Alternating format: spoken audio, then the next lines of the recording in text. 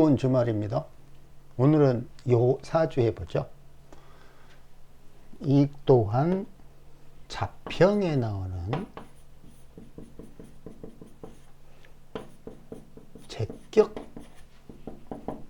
사례인데 갈참정 사주라고 하네요. 근데 저번에 뭐라 그랬냐면 격은 사실은 보초 논리예요. 보초 논리. 무슨 말이냐면 월지라는 놈을 기준으로 얘를 좌우에서 보호하는 거예요. 예를 들어서 이거는 정제, 천간으로는 편제, 그죠? 그럼 이거를 뭘로 보호할래? 하여튼 얘는 그냥 이 정제라는 게 박살나면 안 된다는 강박관념에 시달리는 논리야.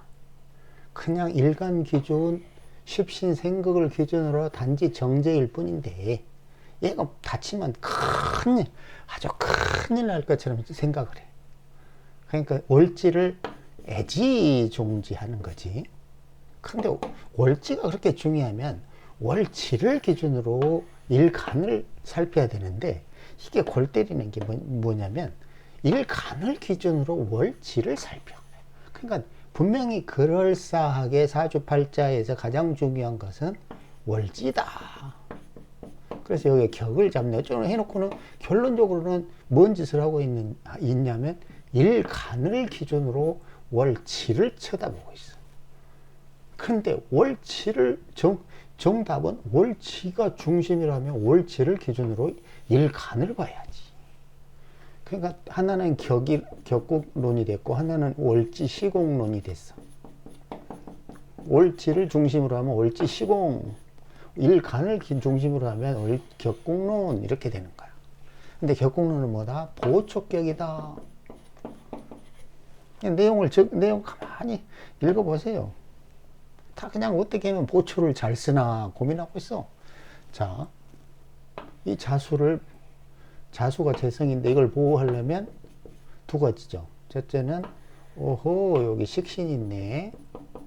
두 번째는 관성이 있네. 그러니까 식재관이라고 그러잖아요. 식재관. 그럼 얘가 보호하는 거야, 양쪽에서. 그러니까 다 있네. 자, 그런데 여기서 무슨 문제가 있냐면 얘들은 이런 식으로 수기가 강력하면 이 금이 금을 흉신처럼 생각해요. 간주해요. 근데 계속 떠들지만 자월에 해야 할 행위가 있어요. 자연에서는 반드시 해야 하는 행위가 뭐다? 금기를 풀어내서 간목을 만들어내야 돼.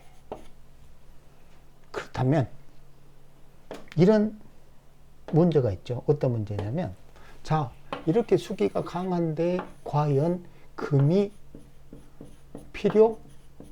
필요할까요? 금이 필요 없을까요? 만약 금이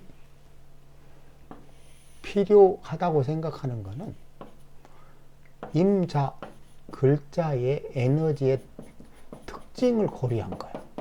소위 말하는 미네랄 워터를 만들어줘. 물의 가치를 높여줘.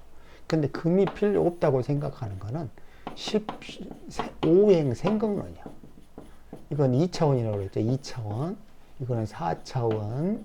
얘는 2차원이야. 그냥 5행이 많으면 나빠. 5행이 적으면 도와줘야 돼. 이런 단순한 논리지. 임자는 본질이 블랙홀, 잉태를 해야 되는데 그러려면 시종자가 있어야지. 시종자가 없다 이러면 방탕. 이러면 절대로 고위공직자가 될 수가 없어요. 이건 장사 사업이나 하고 있지. 반드시 필요한 게 뭐다? 금이다. 근데 신금보다는 당연히 유금이 더 좋지. 왜? 유금은 본디 그 자체 열기를 가득 채워야 유금으로 돼요. 그러니까 이미 유금 속에는 열기가 있다고. 하지만 신금은 반드시 먼저 병화로, 병경으로, 병신으로 열기를 주어야만 경금을 적절히 할 수 있는 거야. 고로 경금, 신금에게 열기가 없다면, 아니 빛과 열이 없다면, 병정이 없다면 가치가 없는 거야. 자, 무슨 말이냐? 임자, 요것의 가치를 높여주는 거는 이 사주에서는 신금인데, 유금이 더 좋다. 그 이유는 유금은 바로 임자에 풀어지면 그만이다. 신금은 반드시 먼저 병화가 필요한 다음에 정화까지 활용해서 해야 비로소 임자에 풀어질 수 있다. 고로 이 구조에서 이 역할을 맡은 것은 뭐다? 일지오화다. 이런 대운을 잘 보세요. 일지오화다. 얘가 있기 때문에 신금이 유금화되고 임자에 풀어진다. 이런 얘기를 하는 거예요. 고로 수기가 여기서 한 5개 수기가 있다고 그랬을 때, 임자자도 아니고 막 개해까지 있다고 칩시다. 개해. 그럴 때 그러면 금기가 필요할까요? 금기가 필요 없다고 생각하는 거는 2차 방정식 단순 십신 오행 생각론이라고 그랬죠. 금이 그래 더욱더 필요하다. 이거는 에너지 파동 글자의 쓰임을 살피는 거고 4차 방정식이라고 그랬죠. 그런 사례는 넘치고 넘치니까 뻥치지 마시고.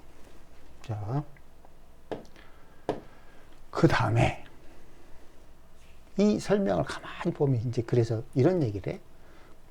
쟤는 뿌리가 깊은 것이 좋고 노출은 좋지 않다. 제가 천간에 드러났지만 요 얘가 관을 생해서 무토를 극하고 기토를 극할 수 있기 때문에 뭐다? 소위 말하는 궁급쟁제 이런 일이 발생하지 않는다. 자, 핵심이 뭐지? 이 표현에 지금 말하고 싶은 요지는 뭐냐면, 얘들이 혹은 기토가 임자 요거를 공격해서 극해서 궁급쟁제가 발생하는 것을 해결해 주는 것이 을묘다. 고로 을묘가 있기 때문에 천간에서 재성이 노출돼 있어도 별 탈이 없다. 이런 거를 설명한 거죠. 물론 그거는 제격을 바라보는 관점에서 설명한 거니까 가장 중요한 부분들은 중요한 내용은 아니죠. 자, 그 다음에 사실 이 구조에서 하나 학습할 거는 뭐냐면, 자, 모임이 있어요. 모 플러스 임. 이렇게 되면 이렇게 생각하면 돼. 막 흘러가요, 물이. 근데 무토가 다 이렇게 막았어. 그럼 여기 담수호처럼 물이 잠겼잖아요. 이 물을 어디다 쓸 거냐 이거예요. 어제든가 그전가 이야기했지만, 하나는 신금을, 시종자를 품을 수도 있고 간목을 기를 수도 있다고 그랬어요. 그러면 이 사주는 명확하게 을묘를 기르겠다는 얘기야. 거기다가 갑인, 을묘, 병진, 그죠? 이걸로 목을 기른다야. 목을 기른다? 이거는 교육, 공직이다. 금을 품는다? 장사, 사업이다. 물론 100% 그렇다는 게 아니라 사주 구조에 따라 거의 대부분이 그렇다. 이런 걸 이해를 하셔야죠. 그리고 대충 이 구조에서 흥미로운 부분은 이 정도가 되겠네요. 그죠? 근데 핵심은 뭐다? 이 부분을 이해를 못하는 거지. 얘가 왜 필요할까? 예를 들어서 뭐 유금이면 상관이니까 정관을 공격하니 어쩌니 저쩌고 뭐 이런 식으로 물론 설명할 수도 있겠지만, 그게 핵심이 아니요. 씨 발라먹을 시종자가 없으면 임자의 가치는 별 볼 일 없다. 이게 핵심이요.